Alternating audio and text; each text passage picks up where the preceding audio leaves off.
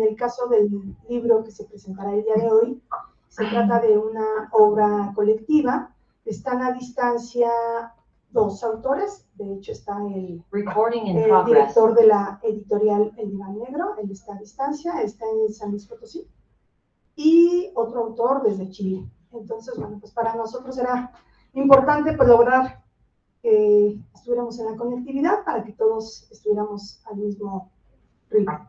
Entonces, bueno, pues les doy una cordial bienvenida nuevamente en la calidad de directora del Colegio de Psicología y pues para iniciar quiero agradecer al doctor Jorge Moctezuma Araos, coordinador de COAPSI, por la invitación para participar en la presentación del libro La psicología contra sí misma.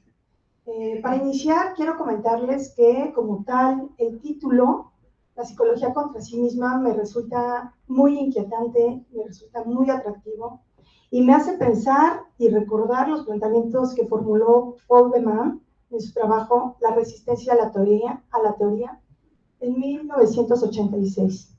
Paul de Man, crítico literario de origen belga, representante de teoría crítica, con una clara influencia del pensamiento de Jacques Derrida en torno a la deconstrucción como dispositivo indispensable para la creación, Paul de Man puso atención en la relación lenguaje y realidad y cuestiona el nexo convencional entre la palabra y la cosa, el cual hace a la expresión lingüística muy poco fiable para verificar la realidad. Paul de Man señala que la operación deconstructiva y crítica a la teoría pone en crisis a los académicos tradicionales, que no cuestionan los cánones hegemónicos de la ciencia. La propuesta que señala Paul de Man implica la necesidad inherente de sostener una resistencia a la lectura acrítica. Plantea que la resistencia a la teoría como dogma sea inherente a cada disciplina. Por lo anterior, el libro que ahora se va a presentar, pues me parece una publicación colectiva que resulta sumamente valiosa y enriquecedora en el ámbito de la formación universitaria. La transmisión de la psicología en el ámbito universitario, sobre todo pues en esta época de la posmodernidad, nos implica necesariamente sostener la pregunta por la vigencia de las teorías, la pertinencia de los métodos y la apreciación crítica de los académicos y de los estudiantes universitarios. Les doy una cordial bienvenida a los autores también que nos acompañan de manera virtual. Bienvenido, doctor Samuel Hernández, director editorial del Diván Negro y coautor del libro. Sea muy bienvenido.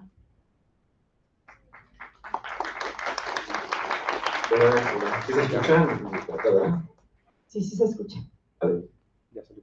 Le doy una cordial bienvenida también al doctor Rodrigo Aguilera Jun, quien se encuentra en Chile. Bienvenido, doctor Rodrigo. Muchísimas gracias. Y en lo presencial, pues bueno, está aquí con nosotros el doctor Jorge Moctezuma, coordinador de COAPSI y coautor del libro. ¿A quién? Muchas gracias. Y pues bueno, le cedo la palabra al doctor Jorge para que nos cuente un poco más de la constitución del libro. Sí, gracias, buen día. Gracias por su interés, por estar acá. Me parece bien importante que haya este tipo de iniciativas. La iniciativa fue de Samuel, ¿no? La invitación. Ya en breve nos contará a detalle cómo surge pues este proyecto que hoy sale, ¿no? a la luz, pero efectivamente tiene mucho o todo que ver con la teoría crítica. Y en nuestro caso, ¿no? En el campo de las psicologías, con ese ejercicio continuo, ¿no? De permanente desmontaje de lo que se supone está bien, ¿no? O sea, los enfoques que le tiran o que van en pro de siempre estar feliz, siempre contento, ¿no? Y los enfoques adaptacionistas, aunado a lo psicométrico, ¿no? A las mediciones. Creo que ese tipo de prácticas, a mí me gustaría aclarar, nadie, o en lo personal, pues yo no estoy en contra de esas prácticas, ¿no? Como muy bien hizo la referencia Patti, el asunto son las hegemonías o las imposiciones. El que no haya chance o no haya una apertura para trabajar desde lo plural, ese es el punto, ¿no? No el estar en contra de lo psicométrico, de las neurociencias. Justamente la teoría crítica apunta en todos los aspectos, en todas las disciplinas que tienen o que se afianzan en la crítica, tienen que ver con el tema de las subjetividades, ¿no? Y que parecería está un tanto borrado, ¿no? Y está el permanente intento de anular esa parte, ¿no? En aras de, pues, la predicción y la medición y todo ese tipo de cuestiones, ¿no? Que obedecen o pertenecen a un esquema o a un paradigma tradicional, ¿no? Está eso. Obviamente también está la importancia del tema de las acreditaciones, ¿no? La actualización permanente, ¿no? Todas esas cuestiones, todo está muy bien, sin embargo, queda ahí como el pendiente, ¿no? O nuestro pendiente. Abrir espacios para el tema de las subjetividades, para el tema del lenguaje, la importancia del lenguaje y cómo va definiendo prácticas, hábitos, costumbres, representaciones sociales. O sea, todo eso, lenguaje, subjetividades y hegemonías, de alguna u otra manera tiene que ver con el ejercicio de la teoría crítica. Y bueno, pues ya nos contará Samuel, es un texto colectivo, hay personas, hay autores, autoras de Bélgica, de Argentina, de Chile, ¿no? De México, y pues me voy a permitir presentar ya formalmente a la maestra Pati, ¿no? Para hacer un comentario, ¿no? Que aunque no participó directamente en el texto, pues sí es importante el contexto, ¿no? O sea, los conflictos, las dinámicas de fricción que hay en el campo de la psicología, los retos, pues, ¿no? Los retos que existen en ese ámbito de la psicología, entendida desde la perspectiva crítica. Bueno, la maestra Ana Patricia González Rodríguez es licenciada en... ¿sí?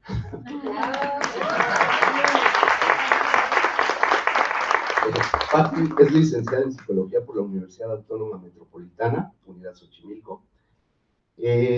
Cuenta con una maestría en Psicoterapia Psicoanalítica de Niños y Niñas por el Centro Universitario Emmanuel Kant, un diplomado en estimulación temprana por la Universidad Intercontinental.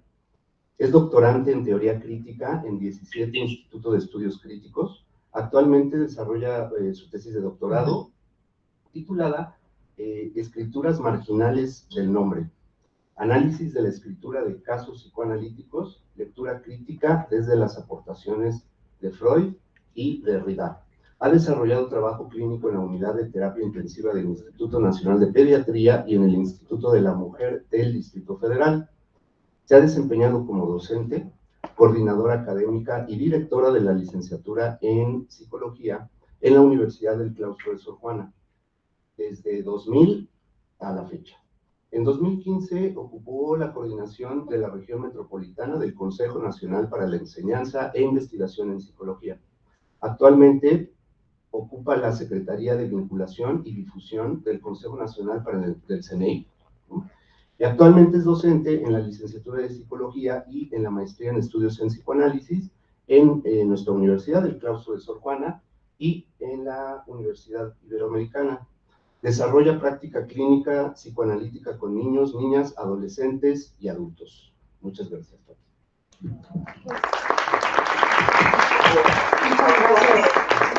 Nuevamente agradezco al doctor Jorge Moctezuma. Él me pidió que hablara un poco en torno a los retos de la psicología y realmente seré muy breve porque realmente la ocasión es escuchar a los autores. Entonces, bueno, pues yo aportaré algo breve con relación justo a la perspectiva del entorno, aspectos contextuales de la formación de los psicólogos en México. Entonces, bueno, pues yo quisiera comentar que en 1937 se ofrece por primera vez la carrera de Psicología en la Facultad de Filosofía y Letras de la UNAM, con un plan de estudios de 8 años.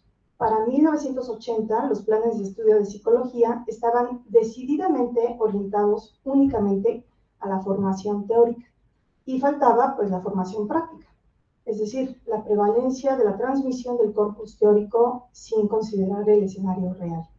Es hasta 1990 cuando se da un auge en la formación de universidades de psicología, universidades en torno a la formación, que preparan en torno a la formación de psicólogos, y es hasta entonces cuando se empieza a retomar la noción importantísima de fundamentar la teoría desde la práctica.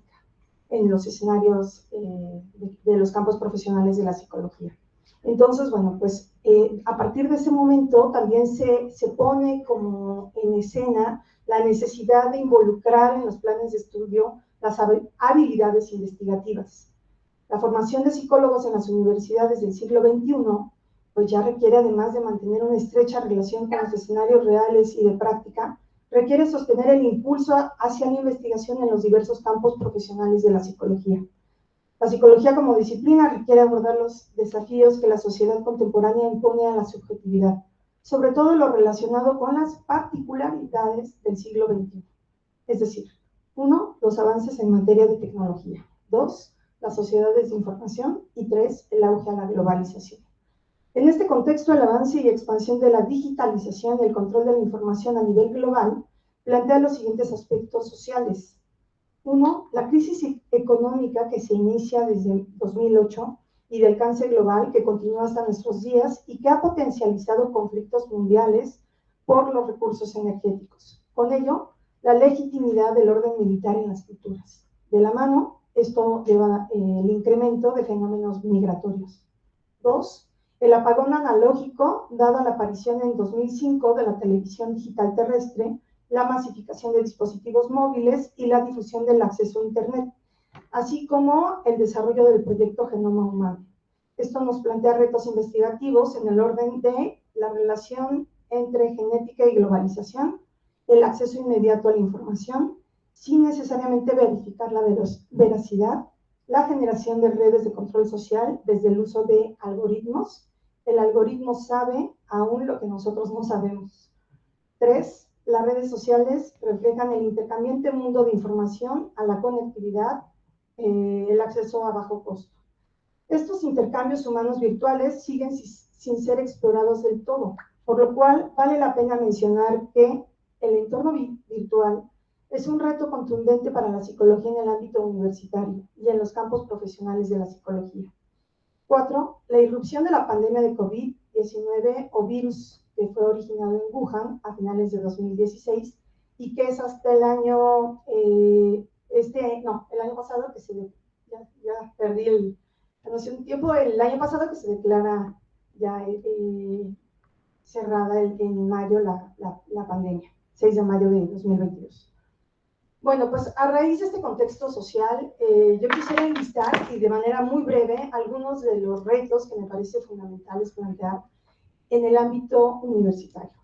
Por un lado, fomentar la formación universitaria crítica que propicie la generación de equipos interdisciplinarios y la necesidad de construir dispositivos de investigación transdisciplinarios. 2, la creación de comités de bioética desde una perspectiva humanista, no únicamente médica. 3, la necesidad de renovar los entornos de aprendizaje, tanto presenciales, virtuales y mixtos. Un reto fundamental es la formación en y desde la ética profesional que involucre la perspectiva de género y la diversidad cultural. En los campos profesionales, algunos retos que se plantean para la psicología son: ante el incremento de la cultura del consumismo, se potencializa la cultura de lo efímero, lo líquido, según Bauman, y las sociedades del espectáculo, la muerte como espectáculo. Además de acentuarse las diferencias en torno a los grupos marginales, se vuelven cada vez más vulnerables, más marginales. Se incrementa el mercado de tráficos, de órganos, de infantes, trata de personas y sin duda, el orden de la psicopatía. Por otro lado, el uso de la tecnología facilita procesos de aprendizaje. Sin embargo, también involucra un incremento hacia el uso de dispositivos móviles y con ello pues tenemos un incremento decidido de ludopatía y de adicciones. Falta de tolerancia a la frustración, toda esta noción de lo inmediato genera pues esta cuestión de lo quiero rápido, pronto. Y bueno, pues sin duda todo este entorno virtual propicia o es el escenario ideal para el entorno de delitos cibernéticos. Además del auge a los vínculos virtuales que potencializa la violencia pasiva, lo que podríamos, que se ha denominado ghosting, gaslighting, en fin, también la usurpación de la identidad, entre otros. Y ya para terminar, la verdad es que tenemos mucho reto, los psicólogos tenemos, psicólogas tenemos mucho trabajo hacia adelante. Como agenda investigativa post-COVID, pues bueno, quisiera únicamente mencionar que sí, efectivamente, el 6 de mayo de 2023, perdón, estaba yo confundidas con los años, la OMS declaró culminada la pandemia y a raíz pues, de la afectación que vivimos como humanidad, pues quedan los siguientes aspectos. Uno, investigar más en torno a las secuelas neurológicas en pacientes que sufrieron contagio por COVID. Todavía hay mucho que investigar en relación a los efectos y los daños neurológicos. Dos, toda la afectación psicológica, social que tuvieron, particularmente los trabajadores sanitarios que estuvieron en primera fila y que no pararon y que siguieron dando atención y que siguen dando atención y que de alguna manera ya están en un desgaste permanente. Tres, el grupo vulnerable, que sin duda son los adultos mayores. Vale la pena señalar que pues prácticamente 8 de cada 10 muertes que están reportadas en Estados Unidos se produjeron durante la pandemia en adultos mayores entre 65 y 70 años. Y bueno, pues también tendríamos las dificultades emocionales entre los niños y niñas y los adolescentes que se vieron exacerbados por el estrés familiar, el aislamiento social y algunos de ellos se enfrentaron a un mayor abuso familiar. En el entorno educativo, pues sin duda la educación se vio interrumpida desde el orden tradicional y pues con ello todo lo que implicó la noción de incertidumbre hacia el futuro. ¿Qué es lo que va a ocurrir? Y bueno, pues esto sin duda lo seguimos apreciando en algunas comunidades, toda esta falta de sentido. Y pues bueno, también un grupo que tendríamos que seguir atendiendo serían las mujeres en el ámbito familiar, que fueron también un grupo profundamente afectado por el estrés familiar, practicando doble jornada o triple jornada. Y pues bueno, conforme al Instituto de la Mujer Federal, está documentado que durante la pandemia el 66% de las mujeres informaron estar mayormente estresadas que los hombres. Los hombres reportaron en esta estadística pues un 34%. Además de considerar a las madres embarazadas que durante el momento de la pandemia pues vivieron todo el miedo y todo el suspenso en torno al devenir del infante. Entonces, bueno, ya para cerrar, el entorno epidemiológico marca rotundamente un incremento del 33% tanto en depresión como ansiedad. Y pues bueno, esto sin duda lleva de la mano todo lo que implica el incremento de suicidios. Sabemos que el suicidio es la segunda causa de muerte entre jóvenes entre 15 y 29 años y pues sin duda todos los efectos que nos ha dejado la pandemia pues ha potencializado este rubro. Y pues por último, el efecto nocivo que tuvo la inmovilidad, particularmente el tema del sobrepeso y la obesidad, que en México se triplicó durante la pandemia.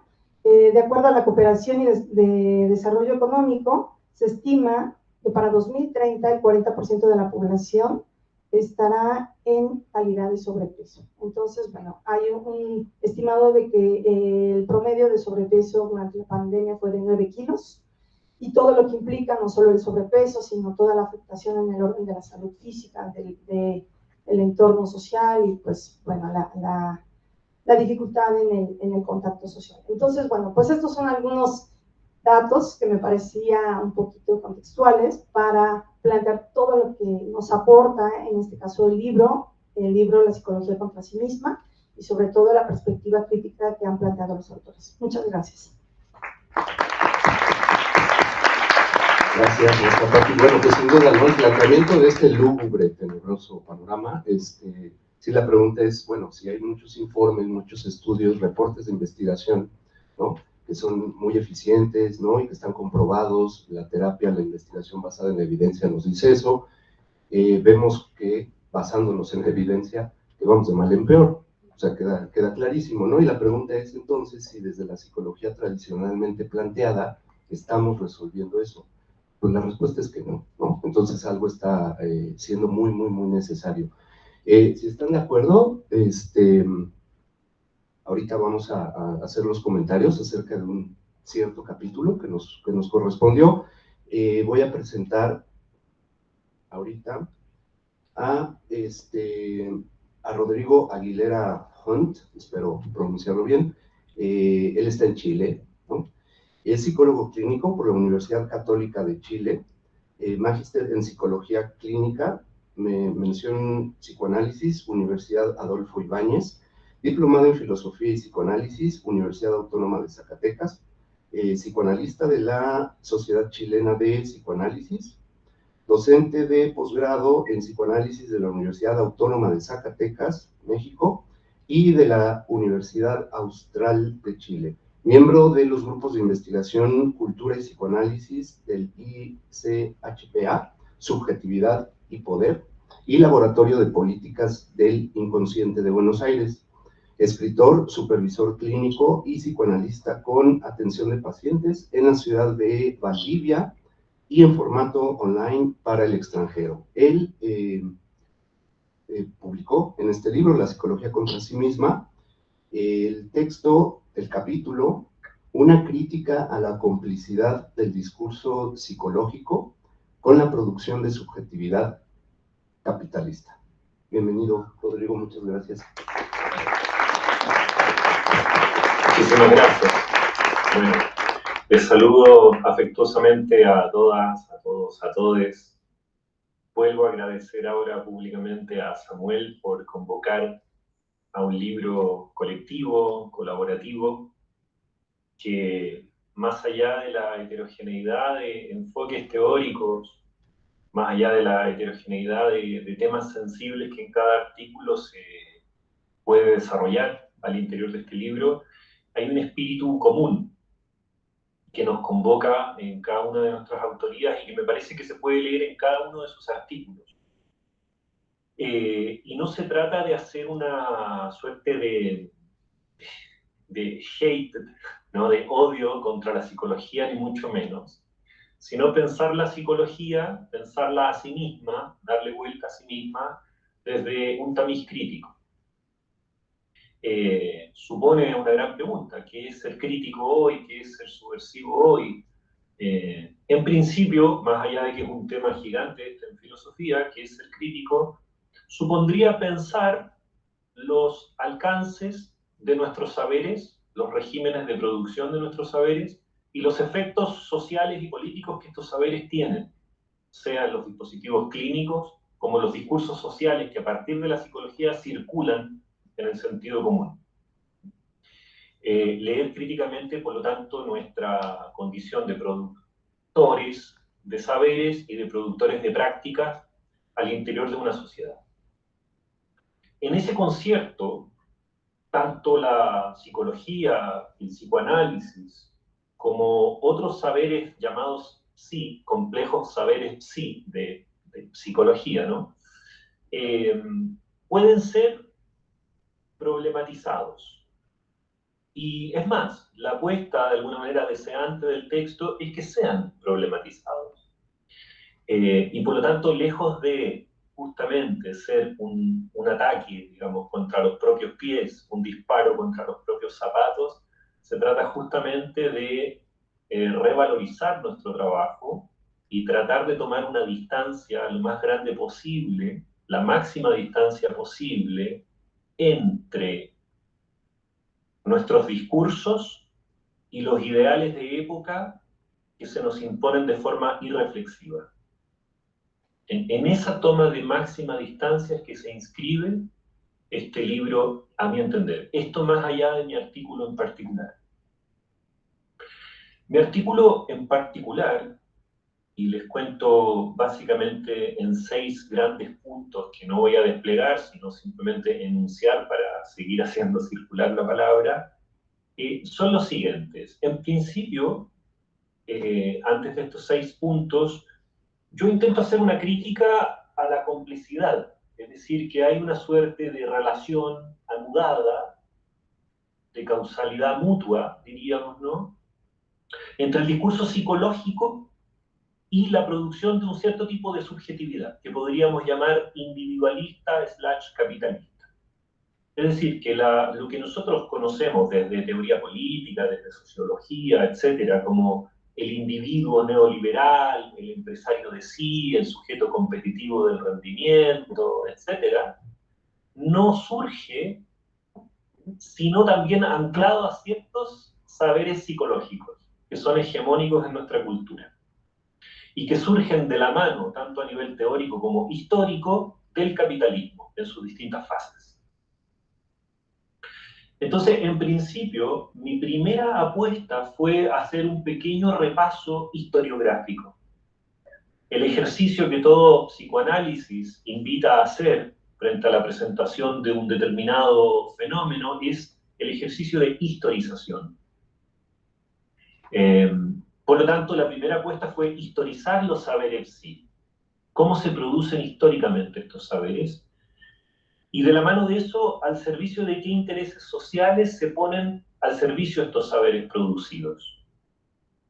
Para hacer el análisis de esta historia de los saberes sí, yo me serví básicamente de grandes autores, principalmente de Foucault, Canguilhem, Nicolas Rose y Louis Althusser.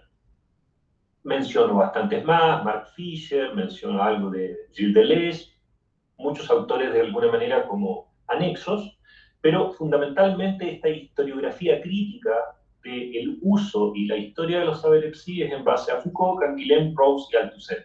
Es decir, un fuerte esfuerzo por hacer una biopolítica crítica respecto de la relación entre gobernanza de los cuerpos, gobernanza de las mentes y producción de subjetividad. Bueno, eso es como un primer acápite. Cuando ustedes quieran, se dé la palabra al diálogo, al debate, podremos conversar sobre esto si hace falta. El segundo punto es revalorizar, y esto me parece estar no solo en mi artículo, sino en la gran mayoría, el concepto de transdisciplina, que no es simplemente hacer una amalgama para integrar todo con todo, que es algo muy de moda, sino justamente mantener un filo crítico respecto de que los saberes que se vuelven tautológicos, es decir, que se afirman en sí mismos, comienzan a generar saberes sectarios, cerrados, discursos cerrados, que se autoafirman a sí mismos en la pura repetición y en las puras prácticas de poder que las instituciones donde esos saberes circulan se reproducen. Entonces, la transdisciplina es un modo justamente de trabajar críticamente con la psicología. Es decir, leer un saber a partir de otro saber y así, ir armando una red. Hay cuestiones que en psicología y en psicoanálisis son imprescindibles de ser pensadas. Por ejemplo, categorías que no son propiamente psicoanalíticas, pero que están atravesando fuertemente al psicoanálisis hoy y a la psicología, como son raza o etnia, y todo el problema colonial, neocolonial, decolonial, etc. El tema sexo-género, teorías queer, teorías feministas, desustancialización o desbiologización de la naturaleza humana, el concepto de clase ligado al materialismo dialéctico y a toda la tradición marxista, y conceptos como antropoceno y crisis ecológica, por ejemplo, que hacen parte de los malestares subjetivos de época. Para esto nos tenemos que servir de la política, de una crítica del poder, tenemos que estudiar migraciones, tenemos que estudiar, como dijo por ahí la colega, los efectos de la tecnología, de la digitalización de la vida, etc. Por lo tanto, historizar, transdisciplinar como dos ejercicios críticos. El tercer punto es leer a la clínica, es decir, la operación clínica como uno de los anclajes de la teoría, a la luz de la ética. Es decir, no se puede hacer clínica o estudiar técnica clínica sin al mismo tiempo cuestionar la ética de esa praxis, el ejercicio práctico de los saberes. Ética, por supuesto, no es un código moral como podría existir en cualquier colegio de psicología de cualquier parte del mundo, lo que se puede hacer, lo que no se puede hacer, o los derechos humanos. Es una apuesta un poco más radical. La ética, de nuevo, es una puesta en juego de los ideales de época. Y siempre es particular al caso a caso.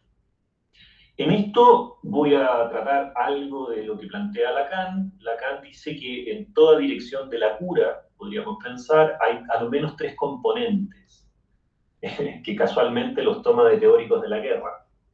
Dice que va a ser una táctica, una estrategia y una política. La táctica en la clínica es el qué, con qué se trabaja, qué se interpreta, cuál es el asunto del cual se va a tratar, cómo interviene un psicoanalista en términos de lo que dice, de lo que no dice. Hay una estrategia que es el cómo interviene, el cómo dice lo que dice, y que tiene ahí una contemplación muy importante por la transferencia o por la relación analítica, y una política, que es el para qué se hace lo que se hace, es decir, el vector, el hacia dónde, el sentido de la cura. Hoy día, con la lógica de que las terapias tienen que ser eficientes, se plantearía básicamente un consenso falso, y es que todas las teorías psicológicas plantean algo así como un sujeto sano consensuado, que todas trabajaríamos hacia un mismo lugar, con un mismo vector ético, y solamente dispondríamos de técnicas mayormente eficientes o menormente eficientes. Y a partir de ahí el psicoanálisis quedaría, digamos, como devaluado en tanto menos eficiente, un tratamiento más costoso, de más largo plazo, menos eficiente, por ejemplo, que un cognitivismo conductual, etcétera, etcétera. Acá a mí no me interesa plantear que los psicoanalistas son buenos, los cognitivos son malos. Hay psicoanalistas pésimos, hay cognitivos conductuales re buenos. No es ese mi punto, no es moral, sino que es básicamente mostrar que las teorías y la orientación, es decir, la política de cada una de las clínicas no apunta hacia el mismo vector. Y por lo tanto, desde ese punto de vista son epistemológicamente incomparables, inconmensurables. Esto, bueno, sería el tercer vector crítico que me parece importante para la psicología. El cuarto vector es analizar los discursos de Lacan, la teoría de los 4 discursos del Seminario 17, después del mayo del 68 francés.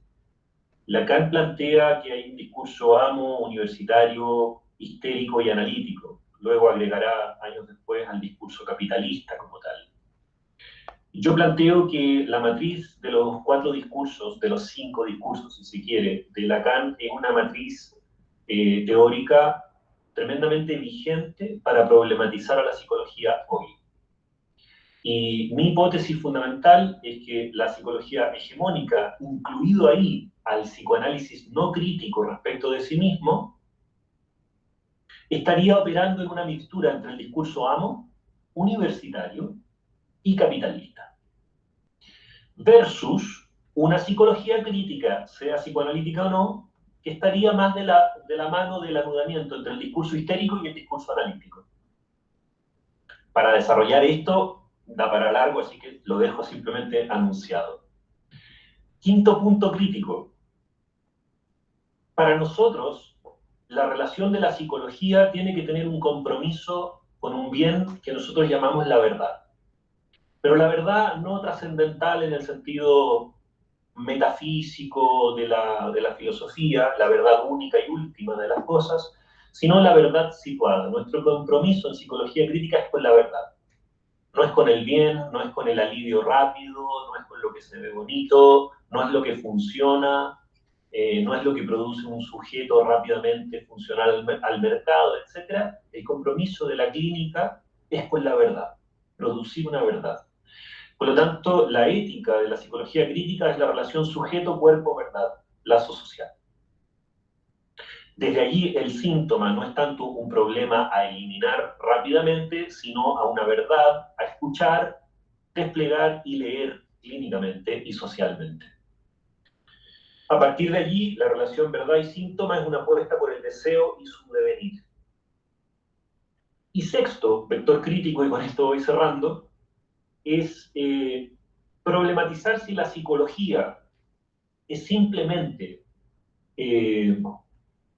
una profesionalización de la privatización de los malestares y de la psicologización de los malestares, privatización, individualización, psicologización, tomémoslo por ahora como sinónimos, es decir, si un sujeto fracasa en la cultura, tiene éxito en la cultura, se deprime en la cultura, es a causa de sí mismo. Por lo tanto, la responsabilidad es puramente individual, o si acaso los emergentes, que nosotros llamamos sintomáticos, son emergentes sociales y políticos. Y a partir de allí la psicología crítica propone que la psicología, los saberes sí y el psicoanálisis, entre otros, debieran ponerse al servicio de proyectos de politización y colectivización del malestar. Por lo tanto, hay una vertiente ahí, si ustedes quieren, de un cierto activismo político, tanto en la macropolítica como en la micropolítica, o en la microfísica del poder, diría Foucault. Con estos 6 vectores críticos simplemente enunciados, dejo acá mi presentación, agradeciendo vuestra escucha y reiterando la gratitud por Samuel y el honor de participar de este texto colectivo que la verdad recomiendo mucho, tanto a las personas que estudian psicología como a las que se interesan por los problemas de nuestra cultura contemporánea en general. Bueno, un abrazo grande y fraterno.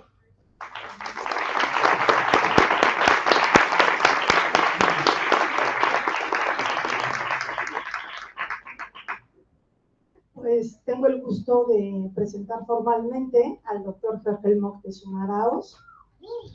Les voy a compartir un poquito de su semblanza curricular. El doctor Fergel Moctezuma Araoz nació en la Ciudad de México el 19 de diciembre de 1972. Es licenciado en Psicología, maestro en Psicología Clínica y doctor en Psicología y Salud. Realizó una estancia postdoctoral en la Facultad de Medicina de la UNAM en el programa de Ciencias Médicas de la Salud y Odontológicas. Es psicoanalista. Tiene 26 años de experiencia docente, ha publicado varios artículos en revistas especializadas, varios capítulos de libros y 7 libros sobre autismo, psicoanálisis con niños, psicoanálisis transgeneracional, síntomas contemporáneos, maltrato infantil, violencia, salud mental, psicoanálisis y cientificidad e investigación transdisciplinaria. Fue jefe del Departamento de Psicología en el Centro de Tratamiento para Varones, Menores en Conflicto con la Ley, coordinador de la Clínica de Autismo, Psicosis Infantiles y Alteraciones en el Desarrollo durante 15 años, y en la Clínica de Maltrato Infantil y Adolescente durante 7 años de la Universidad Intercontinental. Actualmente es docente del doctorado de psicoanálisis en la Universidad Intercontinental y de la licenciatura en psicología en la UIC Roma. Además, es docente e investigador de tiempo completo en la Universidad del Claustro de Sor Juana, en donde también es el coordinador de COAPSI, Centro de Orientación y Asistencia Psicológica. Es miembro de la Sociedad Mexicana de Psicología Criminológica y miembro adherente en APOL-A, Apertura para Otro Lacan. Vamos a escuchar al doctor Fergel Moctezuma, quien participó en este libro colectivo con el trabajo La transdisciplina como estrategia de investigación contra y antihegemónica en el ámbito de las psicologías. Adelante, doctor. Bueno, gracias otra vez, de nuevo. Pues sí, un poco, mucho, como decía Rodrigo hace ratito, esto del balazo en el pie, ¿no? O sea, ustedes, nosotros que estamos estudiando psicología, pues a lo mejor surge la pregunta, ¿no? De por qué, pues si todo está tan pesado, tan denso, tan conflictivo, pues ¿por qué no mejor estudiamos otra cosa, ¿no? O nos dedicamos a otra cosa, tanta crítica. Básicamente, creo yo, y en términos simples, es porque en la psicología está nuestro podríamos llamarle libido, deseo, amor a la disciplina, y todo lo que eso implica, ¿no? Que tiene que ver con una incidencia directa con la gente, ¿no? Que estamos trabajando con gente, con subjetividades, con historias, ¿no? Con peculiaridades y especificidades en la cotidianidad de la gente, y entonces de ahí la importancia radical, ¿no? De, antes que otra cosa, ser autocrítica, ¿no? Que la psicología tendría que tener esa postura para entonces todo el tiempo plantear opciones, ¿no? Proponer, esa es la cuestión. Si no se hace ese desmontaje, ¿no? Y ver en qué consisten los problemas a los cuales nos enfrentamos las psicólogas, para ver cómo están relacionadas entre sí y entonces poder plantear opciones distintas. Insisto en esto de distintas porque las de siempre, ¿no? Apuntan, como ya nos describió Patti, ¿no? O sea, apuntan a un empeoramiento generalizado. De ahí, pues, esa importancia, ¿no? De estar en el tono crítico y autocrítico en la psicología. En septiembre del año que viene, 2024, se van a cumplir, a ver si luego hacemos algo, se conmemora 50 años de la publicación del texto, también fue colectivo, Psicología, Ideología y Ciencia, de Néstor Ramstein, Marcelo Pasternak, Gloria Benedito, Frida Sala, ¿no? Me parece, y lo digo sin idolatría, para nada, no vamos a prender velitas ni nada de eso, pero el rollo es que me parece que ese fue un parteaguas en el ámbito de la psicología. En el ámbito del psicoanálisis lacaniano, pues todos queriéndose y no, con buenas, malas, regulares experiencias, pero pues ahí está el referente, digamos que todos pasamos por ahí, ¿no? Por ese punto, ese nódulo, ¿no? Sin embargo, más allá de que comento, me pareció un parteaguas en la psicología porque es hiper mega crítica de todos los temas y tópicos de relevancia en la psicología, como el de conducta, conciencia, personalidad, psicometría, ¿no? Entonces, la adaptación, ¿no? Todos esos temas que siguen, que son actuales, a la fecha parecería que no tuvo mucho efecto, parecería que no hay mucha controversia, sino únicamente en ciertos espacios, ¿no? Y en ciertas instituciones, como aquí, como en el claustro. Pero no es algo generalizado, algo ya como, bueno, eso ya tiene 50 años, ya todos y todas sabemos, quedó clarísimo. No quedó clarísimo porque hay una insistencia en más de lo mismo, que no hay una resolución, ¿no? O un mejoramiento o una transformación, ¿no? Consentida por la gente, ¿no? Con relación a su forma de vida, ¿no? De vivir. Bueno, también Rodrigo mencionó el tema de la transdisciplina, a mí me parece crucial, he insistido ya varios años en eso, ¿no? Justamente a partir de la invitación de Samuel, y que planteé este capítulo que les mencionó, les comentó Patti.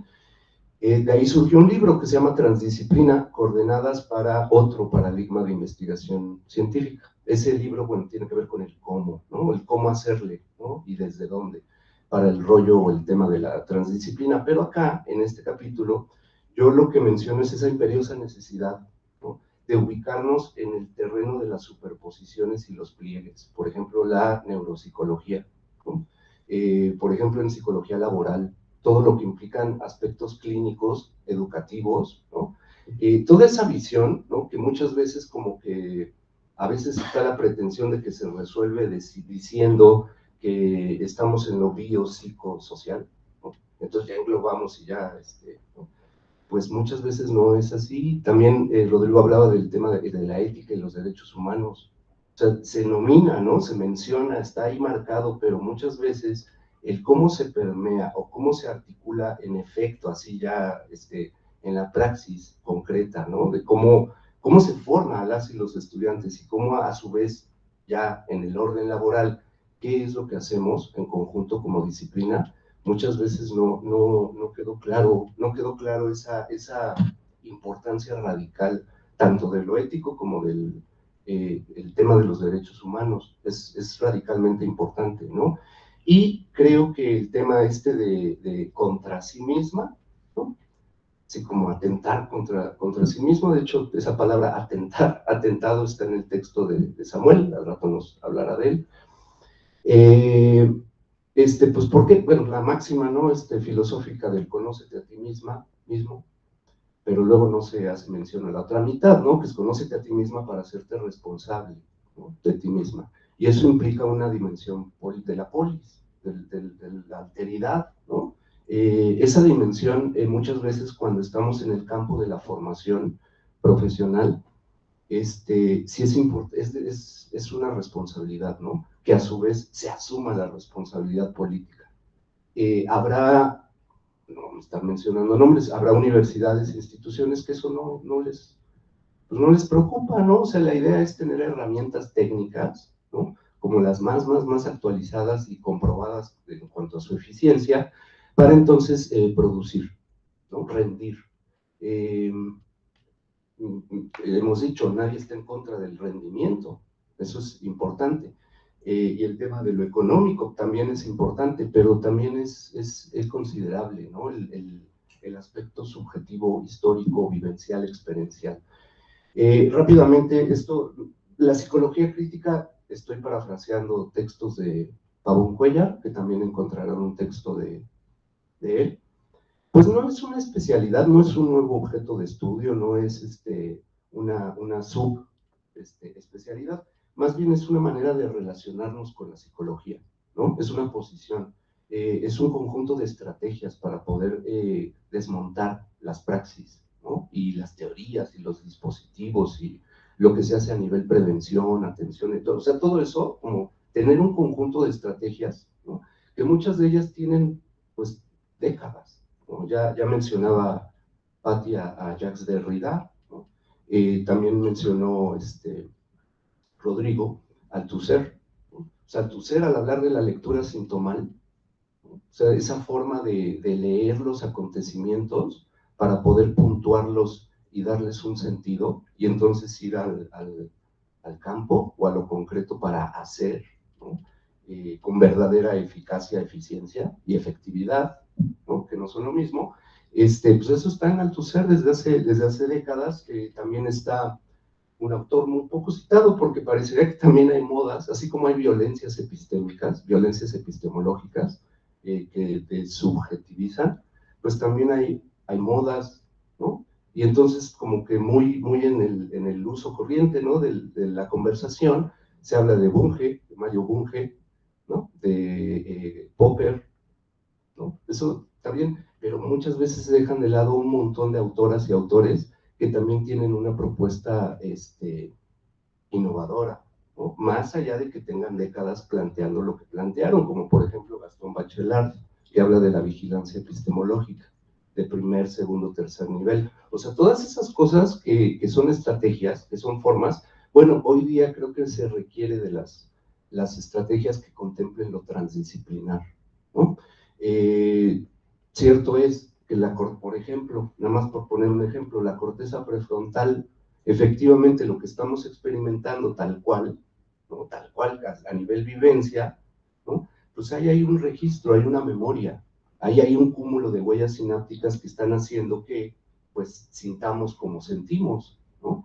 Y eso está muy bien, pero el rollo es que para poder comprender y para poder incidir, ¿no? En una modificación consentida por esa persona que tiene algún tipo de problemática en el orden neurológico, ¿no? Tenemos que contemplar las historias de vida y las experiencias vividas y las significaciones que hace ese sujeto o esa sujeta, ¿no? Con relación a su diario vivir. Y eso no está, o sea, lo que está muy presente, muy vigente son los reduccionismos metodológicos, ¿no? Epistemológicos, reduccionismos lógicos, y se sigue pensando, o se sigue, sobre todo en medicina, ¿no? Se sigue planteando la problemática partida en dos, ¿no? La mente, así, mente, pues lo psíquico sería otra cosa, pero bueno, la mente y el cuerpo, cuando en realidad ahí hay un montón de pliegues, ¿no? De líneas de superposición, y que no precisamente tiene que ver con visiones o versiones holísticas. Creo que eso es otra cosa. Pavón Cuéllar nos dice que es una estrategia, ¿no? Para descomponer, recomponer, desmontar, replantear, ¿no? Todo lo que se produce en nuestra disciplina. Y nada más recordando otros autores, por ejemplo, Erich Fromm, en un texto que se llama Psicoanálisis de la Sociedad Contemporánea, pues se pone rudo porque dice, así les está hablando a las y los psicólogos, ¿no? Son profesionales, lo estoy citando, este texto, profesionales dedicados a, entre comillas, aceitar a las personas para que funcionen bien, como portavoces de la personalidad enajenada y como sacerdotes de la nueva religión de la diversión, del consumo y de la despersonalización. Fromm, pues, pero bueno, lo dice Fromm. Phil Brown, en 1971, en un texto que se llama Radical Psychology, pues denuncia las funciones de diversas especialidades psicológicas. Por ejemplo, habla de lo adaptativo en la clínica, ¿no? A la norma estadística, ¿no? Y que vemos la definición de salud mental de la OMS y pues tiene que ver con eso, ¿no? la función adaptativa en la clínica, la pacificadora o acomodadora en la industrial o laboral, la manipulatoria o manipuladora en la publicitaria, ¿no? Psicología y marketing, disciplinaria, ¿no? La corrección en la educativa o en la escolar, y también la desculpabilizadora en la militar, ¿no? En psicología aplicada al campo de la milicia. En todos, dice Phil Brown, que en todos estos casos tenemos el propósito del control social y una misma subordinación a los intereses de unos grupos dominantes, entendidos en términos de género, raza y clase. Todos estos autores y autoras se hacen la pregunta, la psicología, así, ¿no? Yo diría, las psicologías procuran y logran una praxis transformadora de la realidad social. Pues no. O sea, lo vemos, pues está claro que no, ¿no? Martín Baró, en un texto que se llama Psicología de la Liberación, nos dice, la psicología está basada en un idealismo metodológico, ¿no? Lo que en algunos contextos, sobre todo en clase, no he mencionado como...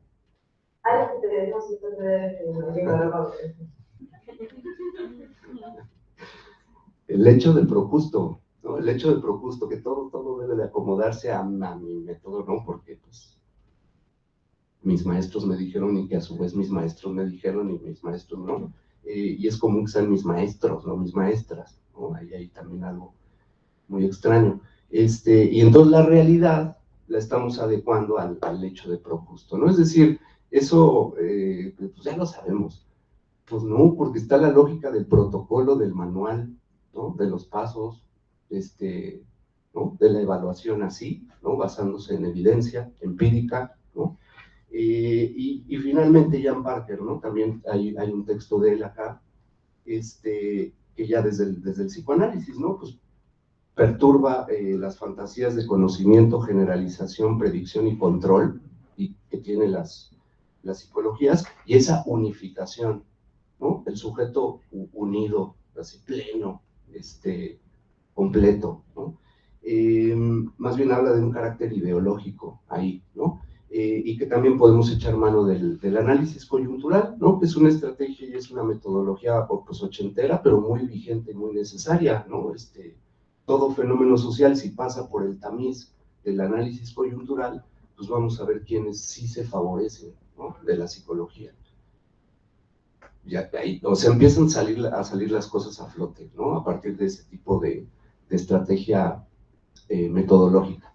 Y bueno, todas estas cosas se me hacen muy importantes, son vigentes. Les pongo un ejemplo de que no me estoy haciendo yo el jocoso, o sea, esto existe, ustedes consúltenlo, por favor, vean así tal cual como está el rollo.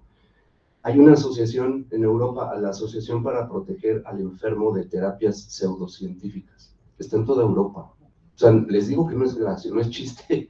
Está en toda Europa y hay un manifiesto europeo en contra de las pseudoterapias. Obviamente, en primerísimo lugar, entonces está el psicoanálisis, también está la psicología crítica, está la psicología existencial, varias psicologías humanistas, la transpersonal, ¿no? Y dentro de su manifiesto, lo que plantean, lo que proponen, es tipificar cualquier tipo de difusión, divulgación, ¿no? Por parte de universidades o instituciones de salud, instituciones educativas, o sea, por ejemplo, esto como un delito, lo que estamos haciendo ahorita, porque estamos diseminando como cosas que no tienen sustento científico.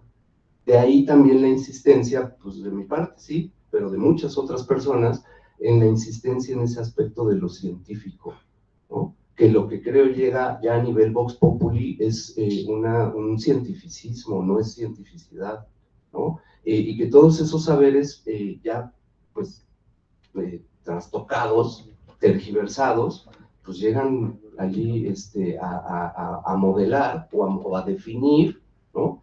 Las nociones que tenemos acerca de salud mental, del bienestar, etcétera, etcétera, ¿no? O incluso de algunos tipos de trastornos. Este manifiesto o esta asociación para proteger al enfermo de terapias pseudocientíficas, ¿no? Que dicen hay que trabajar para conseguir la tipificación como delito de cualquier actividad y publicidad de terapias y enfoques que se presenten como curativas sin serlo y que no estén experimentadas bajo criterios científicos. He entendido esto como basado en la evidencia, ¿no? Nos hablan, pongo el ejemplo del psicoanálisis, ¿no? Un doctor en neurociencias va a hacer el desmontaje de qué onda con esto del psicoanálisis. En su texto, la única referencia es el diccionario de psicoanálisis de Laplanche-Pontalis, ¿no? Nada más. Y dice que el psicoanálisis es una aproximación filosófica nada más al estudio de la mente humana, que nunca se ha comprobado como un programa de investigación científica, que supone tanto un modelo de funcionamiento de la mente como una supuesta psicoterapia basada en estudios de humanidades, ¿no? Nos dice que el psicoanálisis postula que el origen de la enfermedad mental es puramente emocional o incluso ficticio, ¿no?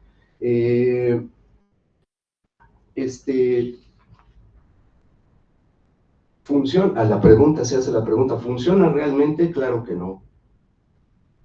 Ha sido ampliamente refutado en multitud de ocasiones por muchos estudios. La teoría contiene carencias lógicas que hacen que algunos de sus postulados sean imposibles de falsear, o sea, ahí la referencia a Popper. Fíjense nomás, si tienes el complejo de Edipo, entonces presentarás los síntomas. Pero, o sea, lo está diciendo, bueno, un señor que andaba ahí, no, lo está diciendo un SNI, pero de allá de España, ¿no? Le estaba diciendo que el complejo de Edipo, si tienes el complejo de Edipo, entonces presentas los síntomas, pero si no los presentas, también lo tienes, pero los estás reprimiendo. También ha sido ampliamente refutado por la investigación científica, especialmente por la neurociencia y por la psicología, por la en singular, ¿no?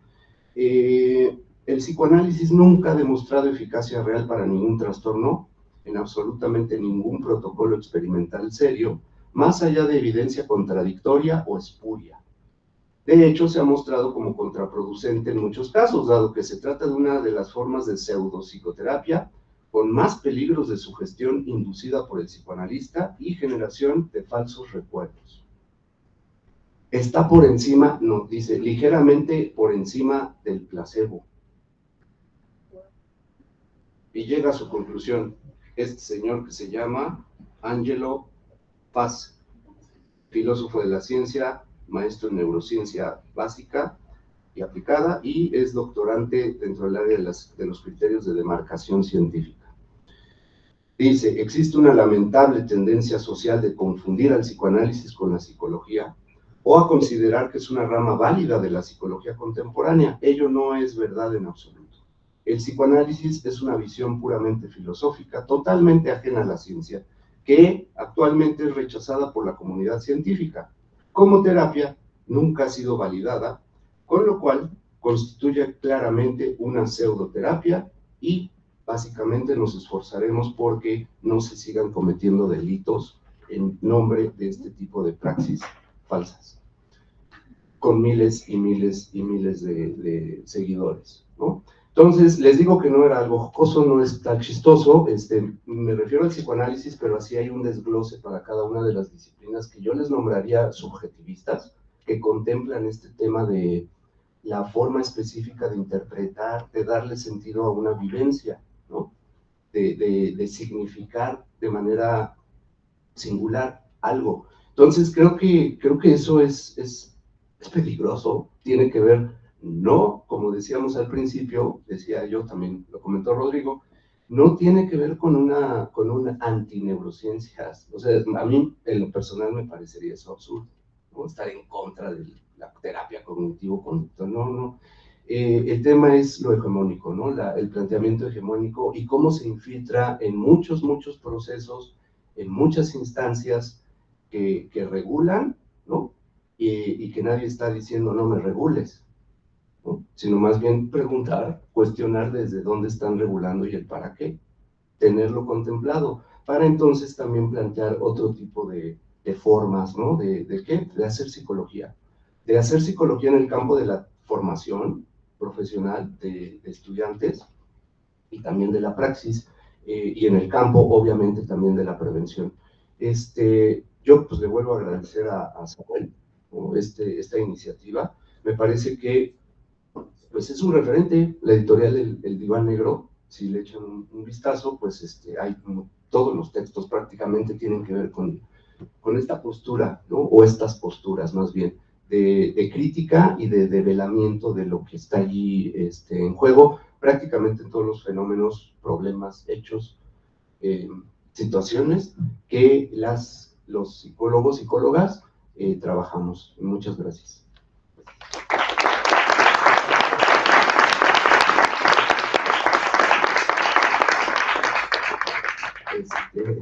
Gracias.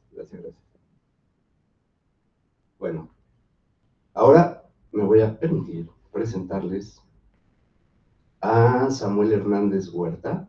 Él es psicoanalista, escritor y editor.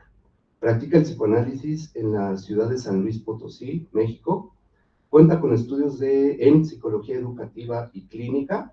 Sus ejes de trabajo clínico y de escritura se han enfocado en temas vinculados a las infancias, psicología crítica, psicopatología y locuras. Es director general de Esquicia, revista de psicoanálisis, filosofía y ciencias sociales, y también es fundador, editor de la editorial mexicana El Diván Negro.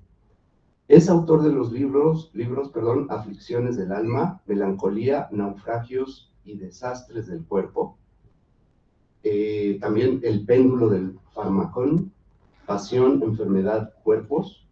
Es compilador y autor de los libros Rostros y coordenadas de la locura, La función del pago en la práctica analítica y La psicología contra sí misma, libro que reúne trabajos de Bélgica, Argentina, Colombia, Francia, España, Chile, Inglaterra y México.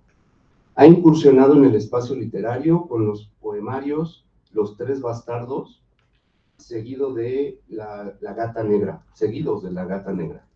en el 2019.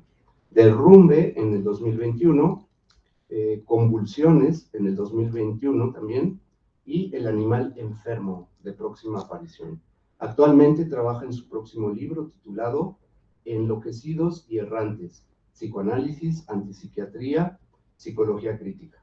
Y su texto, aquí en La psicología contra sí misma, se titula Atentar contra la psicología, política, ruptura, clínica y deseo. Muchas gracias, Samuel.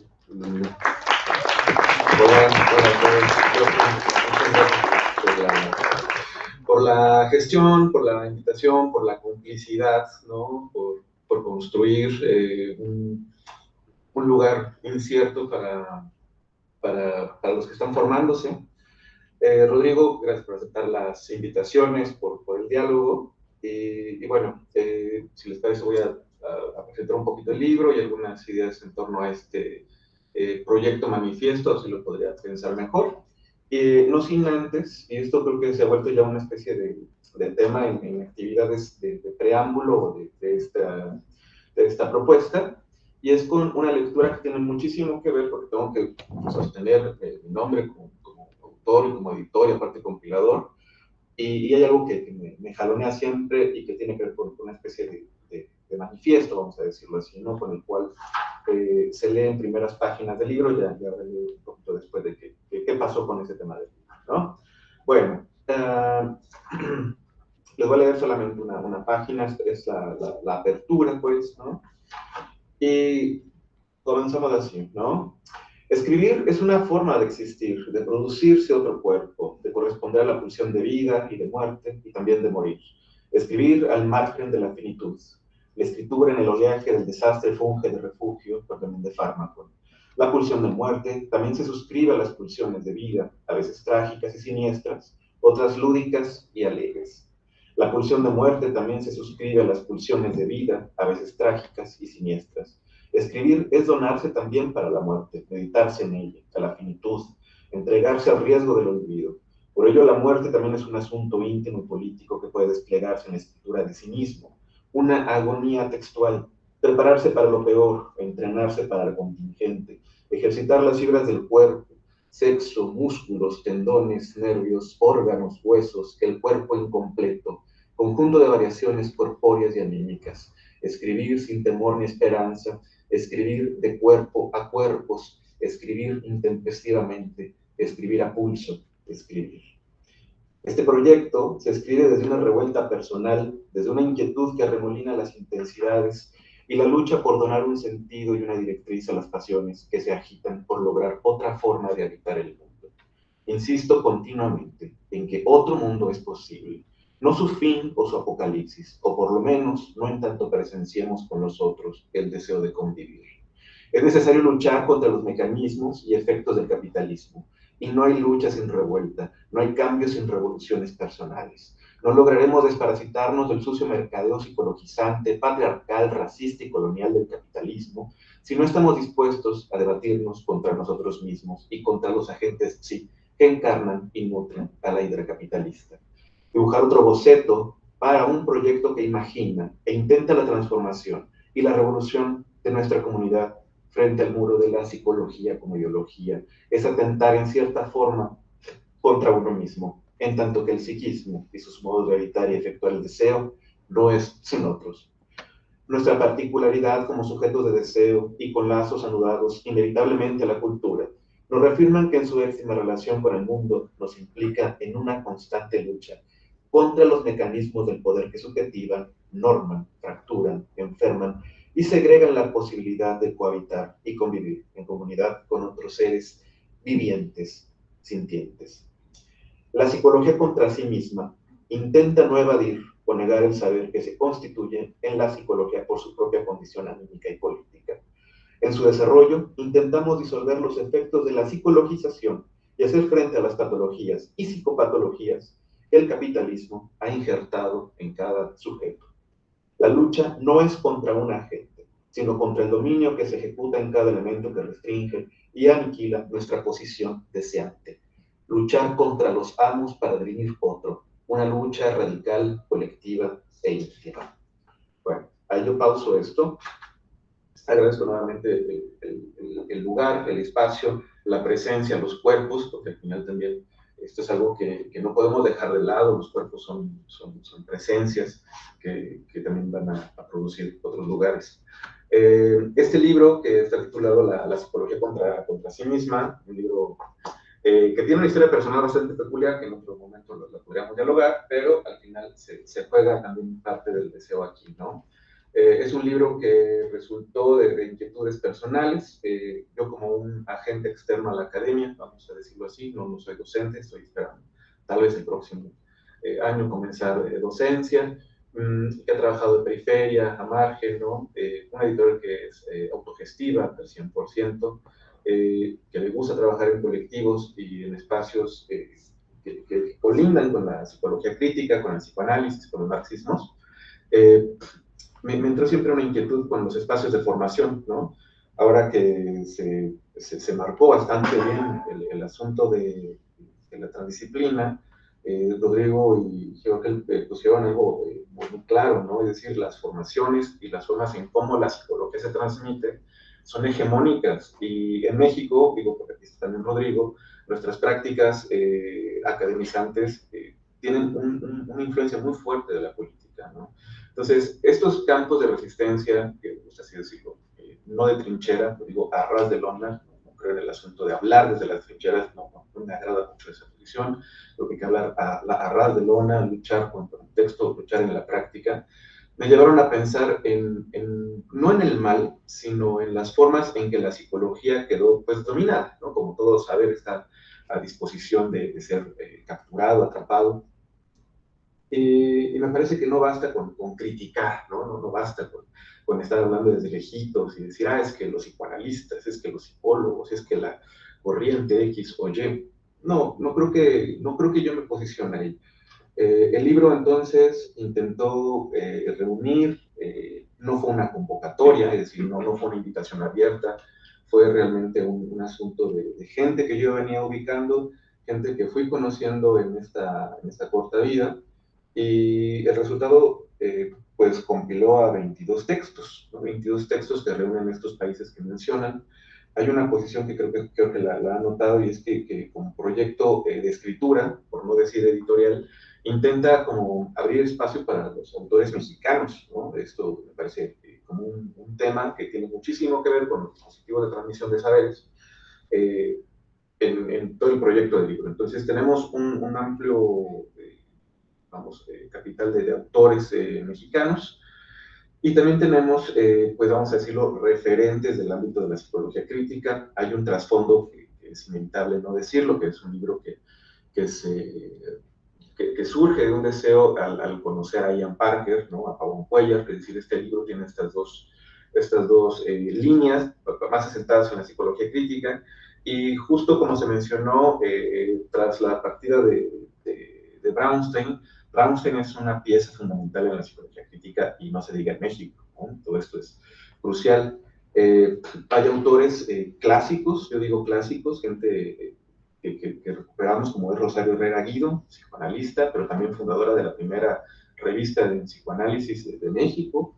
Están los trabajos del compañero camarada Rodrigo de Chile, a quien he venido ubicando, leyendo sus artículos, una escritura bastante fina, legible, muy pulcro en su trabajo. Está el trabajo del camarada Emiliano Exposto, allá de Argentina. Está el trabajo de Ian Parker. Está también el trabajo de Jean de Vos, un psicólogo crítico que abona bastante todo el tema de la subjetividad, lo digital. Me parece que es un tipo interesante para darle continuidad a todos estos asuntos que se plasmaron en primera entrada. Tenemos también como agentes externos a Jairo Gallo, que está en Colombia también, que por ahí tiene una actividad. Y también se suma al trabajo de Catherine Malabou, ¿no? De Francia, y de Fabrice Bucles. Bueno, este trabajo, voy a hablarles como esa primera fase de la composición del libro, más que ya ver después de su esencia. Fue todo un asunto, porque podría decir que es uno de los primeros o el primer libro que tiene traducciones, ¿no? Traducción del francés, por ejemplo, de un texto buenísimo de Fabrice, que hace una crítica al tema de género, ¿no? Desde nuestra práctica analistas, incluso una crítica a esta metáfora de juntos en la chimenea, ¿no? que plantea a los varones. Y es la traducción realizada por Jorge Huerta, psicoanalista mexicano, un tipo brillante. Tenemos la entrevista con Robert Whittaker, que hace Luis Arroyo, camarada de Madrid, México, también donde estoy asociado, y hablamos de las antipsiquiatrías, ¿no? Contemporáneas.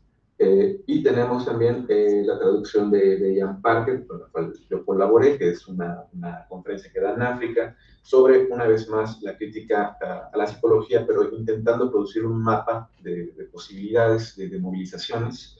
Y el texto de Malabou también, que yo aboné con la traducción, que es sobre un tema de anarquismo, ¿no? El contenido del libro, en cierta forma, tiene algunos pilares clásicos, ¿no? Ya habrán escuchado a Brownstein, hay un texto bellísimo de Jorge Gómez Mancera en un homenaje a Brownstein. Está Althusser, por ejemplo. Está también Canguilhem, también. Está Nicolás Ross, es un autor que muchos por ahí frecuentamos. Pavón Cuéllar, ¿no? Ian Parker son como los pilares donde está como tejido el tema. Está Martín Baró en un texto de Tania, ¿no? También un texto en suma importante por el arraigo de Latinoamérica. Dos textos que me parecen interesantísimos es el de Manuel Vega, que les puedo decir que él no es psicólogo ni psicoanalista, él está en el campo de la abogacía, de la abogacía y del derecho crítico, y propone un trabajo en el que hablará de todas las incidencias del movimiento LGBT en el campo legal, ¿no? de la ley en México. Y tenemos dos textos que cuestionan una vez más esta norma de género, de cuerpos, porque hay que decirlo, el psiquismo no se basta solamente de ideas, ¿no? de algo que no está incluso en cuerpo, ¿no? Este libro, que reúne 21 textos, más el prólogo, pues la entrada, es un intento de responder a esta inquietante pregunta de ¿y qué hacer?, ¿no? Hay un asunto que lo digo de manera muy pública y que me da gusto, que es en el claustro, y me da muchísimo gusto que una persona como Jorge, de quien ahorita voy a hablar, es importante, porque hay una pieza clave, y se lo decía en un mensaje de WhatsApp a Rodrigo hace unos minutos, y voy entrando por ahí.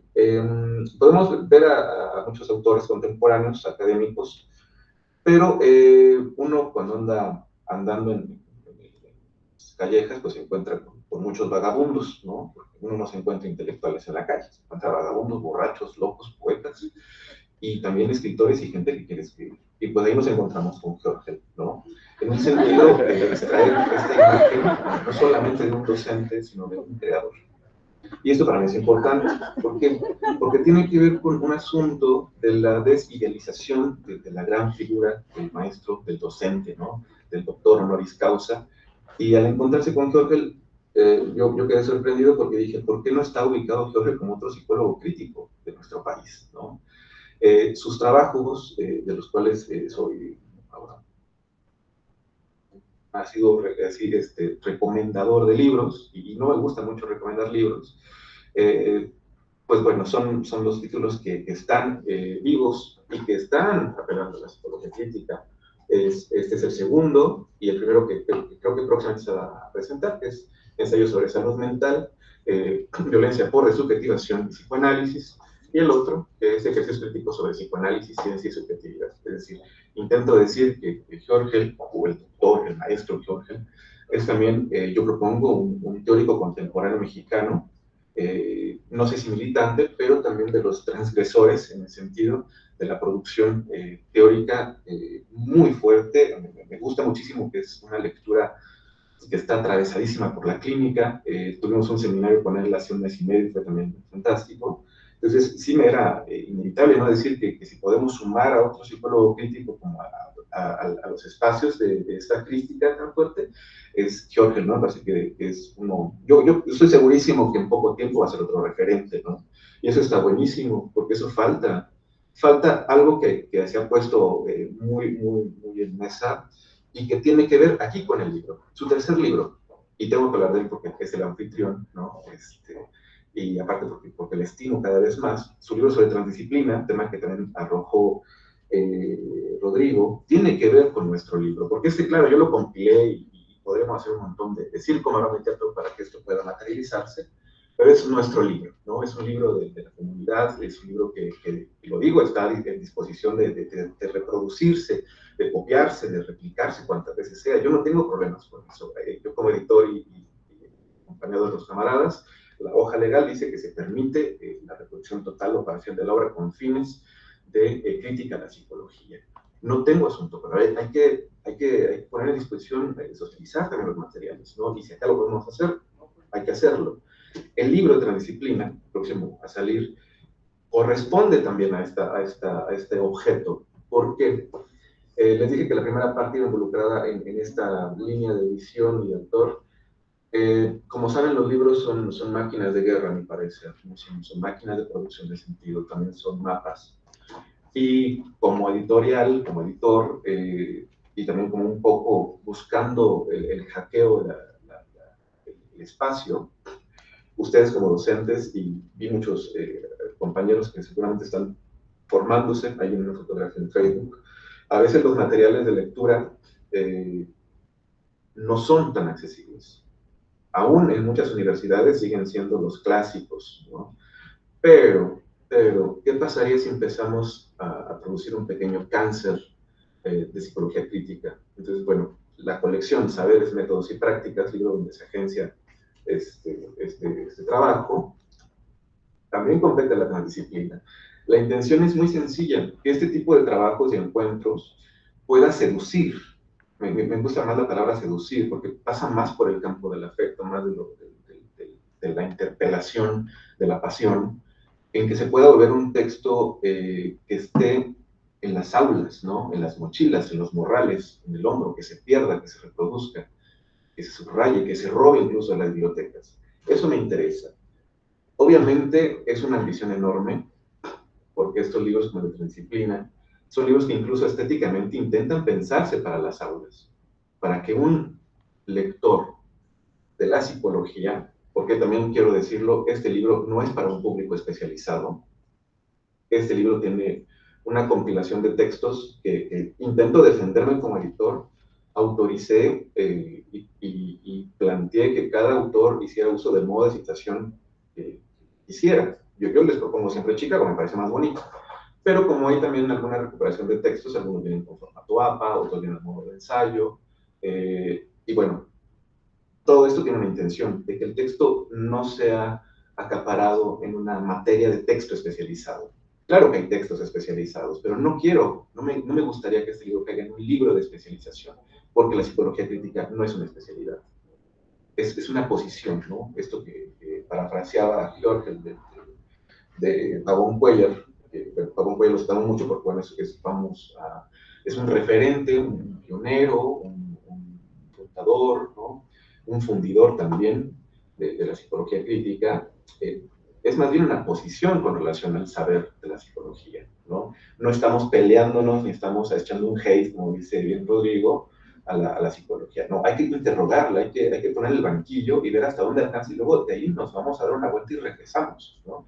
Una continua ejercitación de nuestra práctica que pueda llevar a un espacio de transformación social, pues, ¿no? Y eso se da también en las aulas, porque está muy lindo hablar de libros y todo, pero el germen de la psicología está en los espacios de formación. No hay que destruirlos, no hay que desarmarlos, ¿no? Hace una semana estuvimos en Puebla hablando del libro, un conversatorio muy fructífero, y un camarada dice: hay que destruir la psicología, y se un debate muy interesante. Pero bueno, acá me parece que hay que intentar como movilizar, ¿no? Con esos materiales críticos.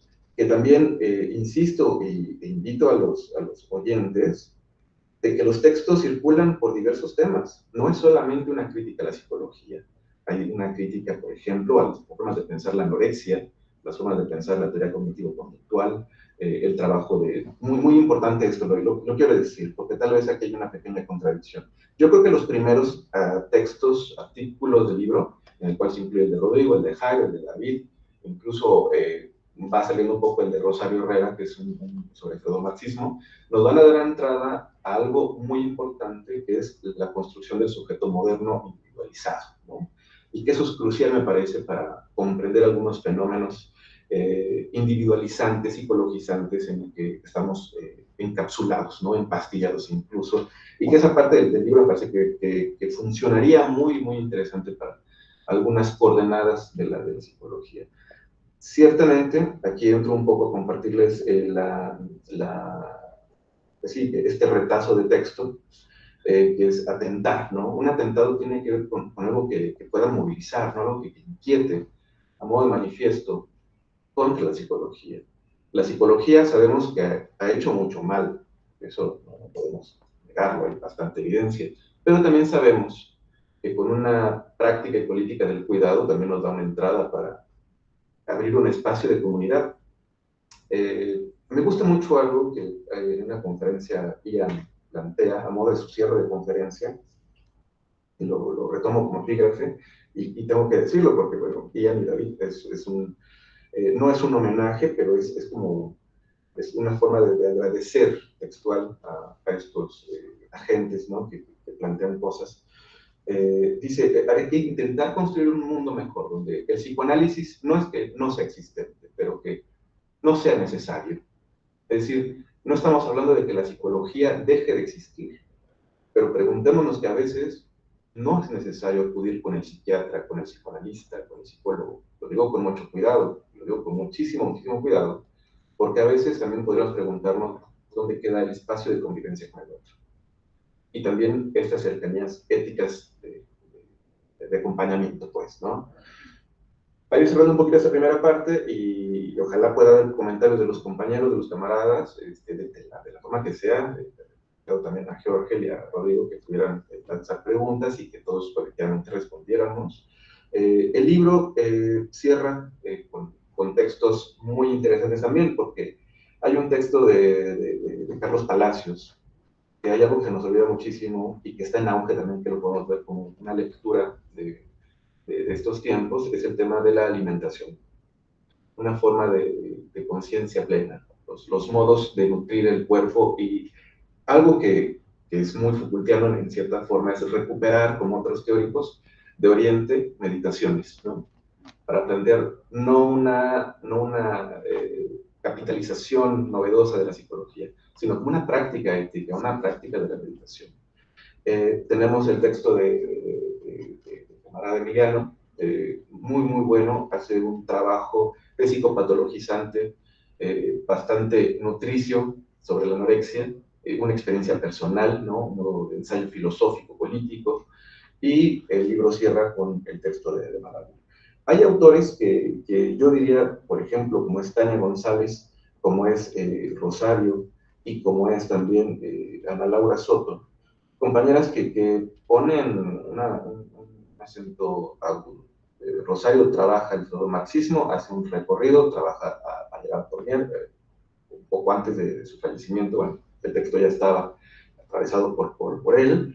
Está el tema de la stultitia, un trabajo de investigación que han ido desarrollando continuamente Ana Laura Soto, ¿no? Ella está en México, también es psicoanalista mexicana.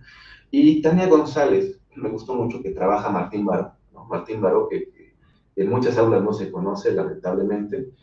Les hablo yo desde otra ciudad, desde conocer otros espacios de formación. Entonces es un libro que tiene como muchas aristas que uno podría perderse y que eso me gusta, ¿no? Que uno pueda decir, voy a abrir un texto y voy a encontrarme con el texto de fulanito, de Juan, de Panchito, etcétera, ¿no? Ahora, para cerrar, el libro tiene una intención, ¿no? Es una intención de que pueda funcionar a modo de mapa, ¿no? De máquina también. Insisto en esto, hay un plan ambicioso con esto, porque no creo que se quede aquí, ¿no? Esto no cierra con este libro. De hecho, estoy a dos cafés de decir, hagamos el volumen 2, ¿no? Porque faltaron compañeras, porque faltan temas a desarrollar, ¿no? Faltan temas de feminismos y psicología crítica, faltan temas de las maternidades, de los nuevos estudiantes, ¿no? El libro tiene agujeros, ¿no? Y el libro ya está impreso, ya hay un duelo de por medio para mí, ¿no? Ya creo que hay que pensar otra vez con otros compañeros, con otras compañeras y perforar el propio texto, ¿no? Arrancar las hojas que sean necesarias, volver a corregir. Y es un libro que con esto voy a cerrar y espero que esto pueda alentar a la conversación. Es un libro que se escribe a pulso y a muerte. Este libro tenía ya tiempo, yo no recuerdo muy bien, Rodrigo, cuando te lancé la invitación.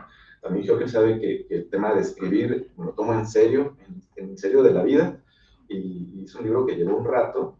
No fue sino hasta un evento grave, ¿no? De accidente, de pérdida de auto, que el libro renace, ¿no?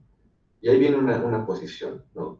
Que siempre hay otros modos de habitar el mundo, ¿no? De escribirse. Y a veces la psicología nos empuja también a pensar de otro modo. No voy a decir nada de psicoanálisis, cierto, como lo dijo Rodrigo de manera muy puntual, hay psicoanalistas muy malos, hay gente que no se forma, hay gente que se nombra psicoanalista, y hay gente que recibe pacientes, analizantes, ¿no? Y escucha.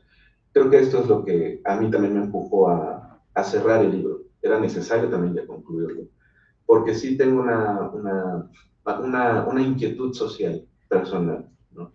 Y es que como un hombre que quiere a los animales, que quiere a las plantas, que aún se enamora, creo que aún podemos hacer algo, ¿no? Para hacer un poco más amigable el libro.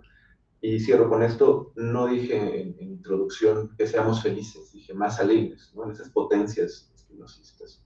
Bueno, yo con eso pauso un poco como mi mapeo del texto. Son muchos textos, son 380 páginas, es un libro considerable para trabajar. Yo espero que puedan acceder a él. Está ahorita en venta, hay que decirlo, está nuestro compañero Gabriel Becerril, están. Y otra vez, muchísimas gracias a todos también, Patricia, por abrir un tema que justo lo que tú planteaste es lo que me hace cerrar, ¿no? Es lo que faltaba. El libro tiene agujeros y hay que empezar otra vez como escribir de ese agujero otro texto, una especie de tentáculos como el Toledo. Bueno, pues gracias.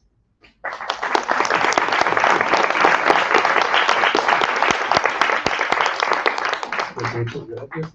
Pues tenemos unos minutos para pues, algún tipo de intervención, pregunta, comentario, algo que quieran.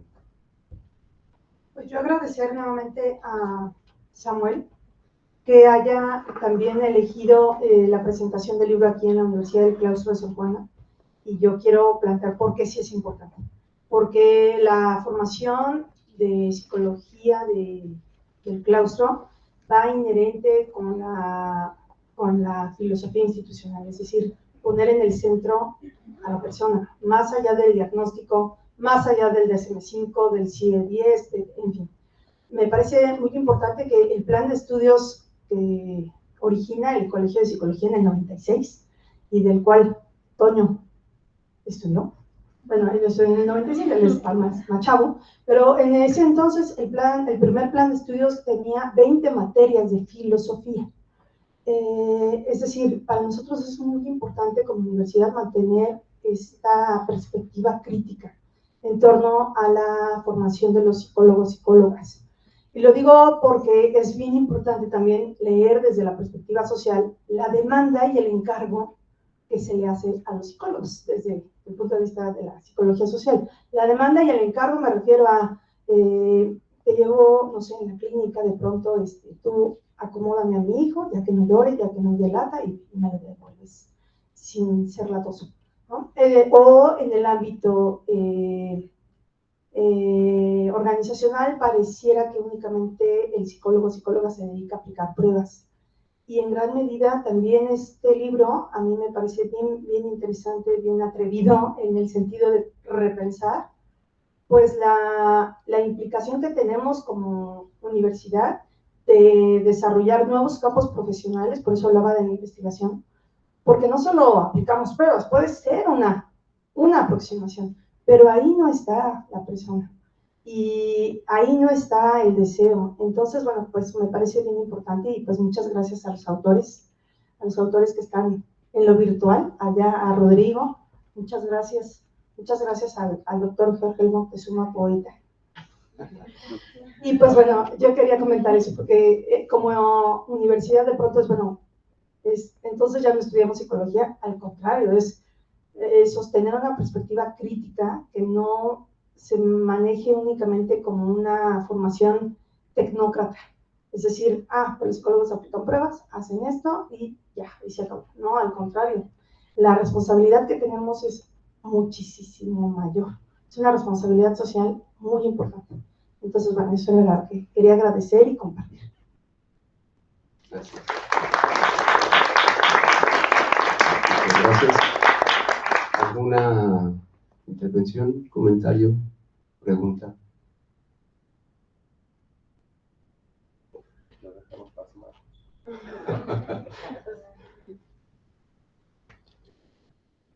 Por allá, es que no alcanzo a ver si hay gente para acá. Si hay virtualmente también, si alguien escribió, no sé, creo que no. Era una felicitación para Samuel. Pues el libro, ¿no? Creo que está a la venta a distancia también. Sí, bueno, les comentaba Samuel que abajo hay una persona del diván negro, están ahí exhibiendo el libro, también vendiéndolo, pero también en la página, ¿no, Samuel? Está la posibilidad de adquirirlo. Sí, está en la página web. Sí, ya está en la página web. Está también, contactan en Instagram, Facebook, y hay un celular de ventas. Entonces, sí, con que envíen ahí un mensaje, ahí les atienden, les atendemos. Y bueno, ahí se puede localizar. Y está afuera el libro también, está con Gabriel Becerril, está en el stand, dice que está abajo, entonces ahí también lo pueden localizar. Igual, ahorita aprovechando el espacio, el libro también creo que se puede decir algo, un poquito más de esto, ¿no? Si hay una tienda física, no, fíjense, y está padre que cuenten esta pregunta. Al ser un proyecto independiente, es complicado a veces en el sentido económico producir libros, ¿no? Es decir, cuando no hay un financiamiento, porque este libro no tiene ningún financiamiento de ninguna escuela, no hay un mercader que nos dé dinero. Entonces, se vuelve un poquito complicada la impresión de un amplio tiraje para que esté en distribución con todas las librerías, ¿no? Entonces, ¿dónde se puede localizar de manera presencial? Bueno, en Toluca con el Colegio de Psicoanálisis, en Mérida también, en la librería que se llama La Meiga, en San Luis Potosí hay entrega sin costo a domicilio, y próximos 2 lugares que están para que se pueda adquirir va a ser Morelia y Aguascalientes. Ahí también se puede adquirir el libro con 2 espacios de formación. Regularmente los libros del IVAN se mueven, y en Puebla también, en el CESTEM, en la Escuela de Psicología Clínica. Poco a poco se van haciendo como líneas de distribución, pero son en lugares como de formación, ¿no? Donde hay como también cercanía al texto para acercarlos al público más específico. A la pregunta ahorita les paso el número por acá, porque no me lo sé de memoria. Y, decía del libro, yo espero, y lo digo también de manera muy, muy buena onda, que se pueda acercar el material, ¿no? Que sea para dialogar, para discutir, preguntarnos. La gente que escribe en este libro, que escribió, es gente que creo que la palabra no es admirar, sino que me reconozco también en ellos, ¿no? Me reconozco con ellos. En el tema de escribir por una necesidad. Yo creo que la gente que escribe en el libro tiene que escribir por alguna situación de su vida personal, la cual cada quien sabrá. Yo creo que tiene que escribir. Hay algo que empuja a escribir, ¿no? Rodrigo escribe bastante, Jorge escribe bastante, David nos escribe. O sea, todos están como en una continua escritura, y eso a mí me deleita mucho, ¿no? Porque me parece que es un texto que nace, pues, ¿no? Del deseo. Algo que intenta, como lo dice el título de mi pequeño texto, es eso, ¿no? Defender nuestro deseo, es decir, agenciarlo, defenderlo, volver a transformarlo. Incluso los deseos también se pueden hacer con otros, ¿no? Entonces, esa parte me gusta. En San Luis, ahorita la gente que está preguntando, porque me aparece aquí en el chat, les contesto. Sí.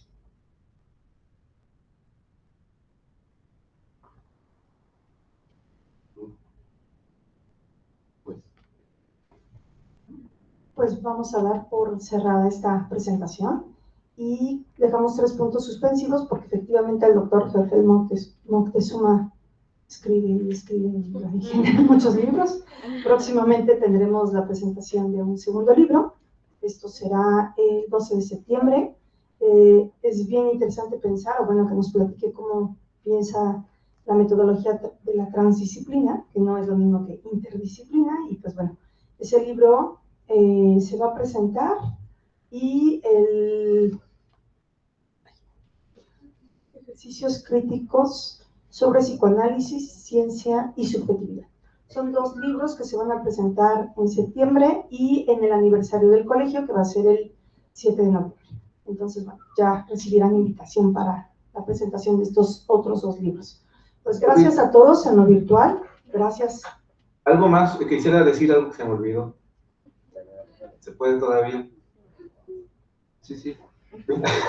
Es que saben que se me fue, lo soy un poco disperso, como notarán, y me han dicho que si me interesa corregir, me di cuenta que no, creo que no funciona muy bien como en ese mundo. Entonces, se me olvidó algo muy importante, y lo dijo, tal vez por eso lo omití.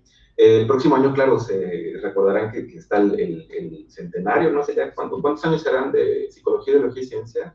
50 años. 50, claro, 50, sí, 50. Quiero decir de manera muy, muy amigable, y ahorita no está Rosario, pero les voy a contar la anécdota porque es interesante cómo se construyen estas cosas. Yo estaba en la mañana, porque me despierto muy temprano y escribo, y estaba hablando a las 7 de la mañana con Rosario Herrera. Ella presenta su trabajo sobre un balance del marxismo. Ustedes como coautores habrán visto que el libro abre con un texto de Néstor Brownstein. Ese texto de Néstor Brownstein está publicado poquito después de Psicología, Ideología y Ciencia. Y es un texto que dona Rosario Herrera. Brownstein sabemos que es una persona en suma importante, ¿no? Además de su carisma. Y este libro tiene, vamos a decirlo, como un último texto, ¿no? Por lo menos de Brownstein, que es mega, mega vigente. Entonces también resaltar eso de que Brownstein aparece en 2023 con un texto del 76, el texto que presenta Brownstein. Y fue gracias a que lo dona Rosario Herrera, porque él publica en La Nave de los Locos. Entonces, sí quiero decir que el texto de Brownstein es un texto fresquísimo, ¿no? Y es una cosa del libro que quiero compartirles porque es un texto importante, ¿no? Principalmente que Brownstein esté también con nosotros, y eso quede como sello a decir que la escritura perdura, ¿no? Y eso está, lo hemos resucitado, reencarnado para decir, han pasado tantos años y esto sigue igual de fresco. Y eso fue gracias a Rosario Herrera, ¿no? También, que es un agradecimiento público que está en la introducción. Y ya, yo para pausar mi último comentario, pues gracias, Jorge y Patricia, por toda la gestión, por darse el tiempo de leer, de preparar, ¿no? Y a toda la gente que está escuchándonos, que espero que esto haya construido una fibra, ¿no? Nueva en tus sentires. Y ojalá nos veamos pronto. Yo iba a ir, pero bueno, un asunto ahí automovilístico de la carretera 57 no nos permitió, pero nos veremos muy pronto seguramente. Y muchas gracias. Me pareció que el colega Agustín Palmieri quería comentar algo, o solo estaba saludando a Agustín. No, quería señalar que eran 50 años del texto de Néstor. Ah, el 5 de 50. Bueno, aprovecho para saludarte, amigo. Bien. Pues gracias a todos, a todas en el ámbito virtual, a ustedes aquí en lo presencial, gracias por su tiempo, por su atención. Y pues ya recibirán noticias de las siguientes presentaciones del curso. Que tengan muy buen día. Gracias.